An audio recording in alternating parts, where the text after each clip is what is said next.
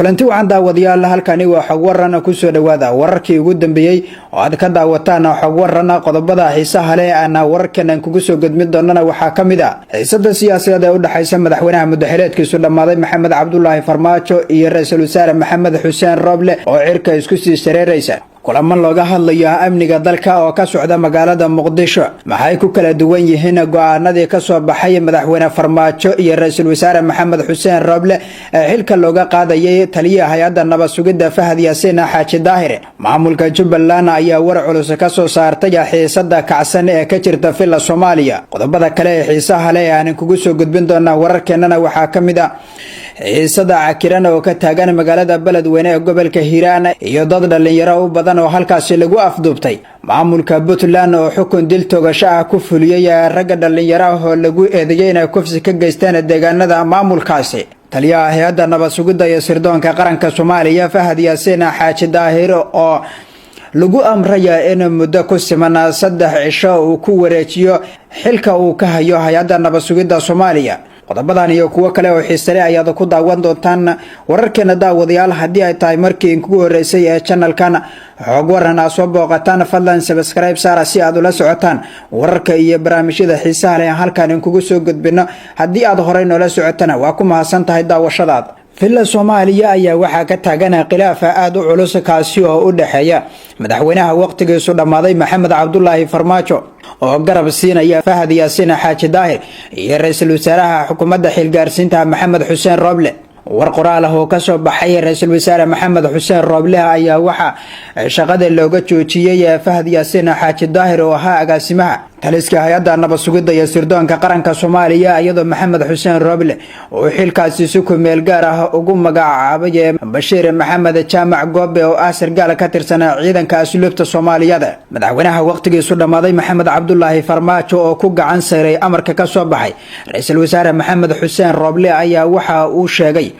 in Fahad Yaasiin uu shaqadiisa sii wadanayo isla markaana ay suurtagal ahayn xil ka qaadista ama shaqo joojinta lagu sameeyay sidoo kale Maxamed Xuseen Roble ayaa waxa uu amarka uu soo saaray ku sheegay in muddo 3 cisho uu xilka si degdeg ah ugu wareejiyo Fahad Yaasiin balse taas bedelkeeda Farmaajo oo khilaaf aad u xoogan uu kala dhaxeeyo Maxamed Xuseen Roble oo garab ka helaya xulufada mucaaradka ah ayaa waxa uu sheegay in marnaba taasi aysan dhici karin isla markaana ay suurtagal ahayn warka ka soo baxay filla Soomaaliya ayaana waxa lagu sheegay in Fahad Yaasiin uu shaqadiisa si joogto ah u sii wadan doono isla markaana kiiska Ilhaan Cumar oo madaxweyne Maxamed Cabdullaahi Farmaajo waxa uu muuqdaa mid uu gaashaanka u daruuray isla markaana uu waxba kama jiraan ka soo qaaday arinta hadalhaynta badan dhalisay ee Farmaajo ka soo yeertay ayaana bulshada Soomaaliyeed waxa ay ku macneeyeen in Farmaajo uu qaranka ka doortay Fahad Yaasiin oo shakhsi ah waxaana caalamka iyo Soomaalidu ay intooda badan isha ku hayaan halka uu ku dambeyn doono khilaafka siyaasadeed ee xilligan ka soo cusbaanada filla Soomaaliya kaasi oo u dhaxeeya ra'iisul wasaare Maxamed Xuseen Roble iyo madaxweynaha waqtigiisu dhamaaday Maxamed Cabdullaahi Farmaajo mudooga musharaxiinta Soomaaliya oo garab siinaya Maxamed Xuseen Roble ayaa aad uga soo horjeestay hadalka ka soo baxay Maxamed Cabdullaahi Farmaajo ah madaxweynaha muddaxileedkiisu u dhamaaday xiisada u dhaxaysa ana xogaga filla Soomaaliya ayaa haatan ka sii daraysa waxa ana ka dhalatay kadib markii uu Roble shaqo joojin ku sameeyay agaasimiyaha hay'adda nabad sugidda iyo sirdoonka qaranka Soomaaliya kadibna uu ka hor yimid madaxweyne Farmaajo siyaasiga mucaaradka Cabdiraxmaan Cabdishakuur Warsame oo si aad ah u taxliiliyay siyaasadda iyo go'aanada ka soo baxa filla Soomaaliya ayaa arintani waxa uu ku tilmaamay mid la yaab leh isla markaana Farmaajo ayaa waxa uu ku sheegay in qaranka uu ka doortay Fahad Yaasiin oo shakhsi ah sidoo kale waxa uu hoosta ka xariiqay Cabdiraxmaan Cabdishakuur Warsame go'aanka ka soo baxay madaxweynaha muddaxileedkiisu dhamaaday Maxamed Cabdullaahi Farmaajo in uu u muuqdo mid lagu xagal daacinayo go'aanka ka soo baxay ra'iisul wasaare Maxamed Xuseen Roble isla markaana uu yahay in Farmaajo uu Fahad Yaasiin ka doortay qaranka iyo shacabka Soomaaliyeed isla markaana lagu baabi'inayo kiiska sargaalad Ikraan Tahliil oo dhawaana la sheegay in ay dileen sirdoonka Soomaaliya wagaag daawadayaal halka weli aad nagala socotaan waa xog waran wararka kale aadiin haynana waxaa ka mid ah magaalada beledweyne ee xarunta gobolka Hiiraan ayaa waxaa ka taagan xiisada culus oo ka dhalatay kiiska Ekraan Tahliil Faarax waxaana la sheegayaa in halkaasi lagu afduubtay dad helal ah Fahad Yaasiin Xaaji Daahir oo dhawaana xilka uu ka qaaday ra'iisul wasaare Maxamed Xuseen Roble wararkii ugu dambeeyay ee xaaladda dhalinyarada lagu afduubtay kiiska Ekraan Tahliil Faarax ayaa waxa ay sheegayaan in odayaasha dhaqanka iyo waxgaradka deegaanka ay ku guuleysteen in ay dib xorriyadooda u helaan dhalinyarada dhawaana lagu afduubtay magaalada beledweyne ee xarunta gobolka Hiiraan sabab la xiriira kiiska Ekraan Tahliil Faarax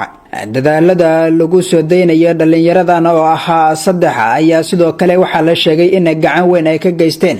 maleeshiyada ka soo horjeeda ana Fahad Yaasiin Xaaji Daahir kuwaasi oo qaraabo la ah sargaalada la dilay sidoo kale arintan ayaa waxa ay ku timid wada hadallo dhexmaray odayaasha dhaqanka iyo waxgaradka labada beelood ee ay ka soo jeedaan dhalinyaradan la afduubtay iyo kuwa wax afduubtayba waxaa soo baxaya warar sheegaya in xaaladda magaalada beledweyne ay tahay mid aad u kacsan maadaama ay halkaasi ka jirto xiisada ka dhalatay kiiska hadalhaynta badan dhaliyay ee sargaalada Ekraan Tahliil Faarax wagaag daawadayaal halka weli aad nagala socotaan waa xog waran wararka kale aadiin haynana waxaa ka mid ah maamulka Jubbaland ayaa war culus ka soo saartay xiisada culus ee ka dhex qaraxday filla Soomaaliya Jubbaland war culus ka soo saartay war-saxaafadeeda ka soo baxay madaxtooyada dowlad goboleedka Jubbaland ayaa lagu cadeeyay mowqifkeeda ku aadan khilaafka ka dhashay shaqo joojinta lagu sameeyay agaasimiye hay'adda nabad sugidda iyo sirdoonka qaranka Soomaaliya Fahad Yaasiin Jubbaland ugu horeyna soo dhaweysay go'aanka Maxamed Xuseen Roble uu ka qaatay kiiska Ekraan Tahliil Faarax oo la sheegay inay dileen al-shabaab isla markaana ay hadalkaasi gaashaanka u daruurtay al-shabaab ayaa waxa uu dib ugu soo noqday taliska hay'adda nabad sugidda iyo sirdoonka qaranka Soomaaliya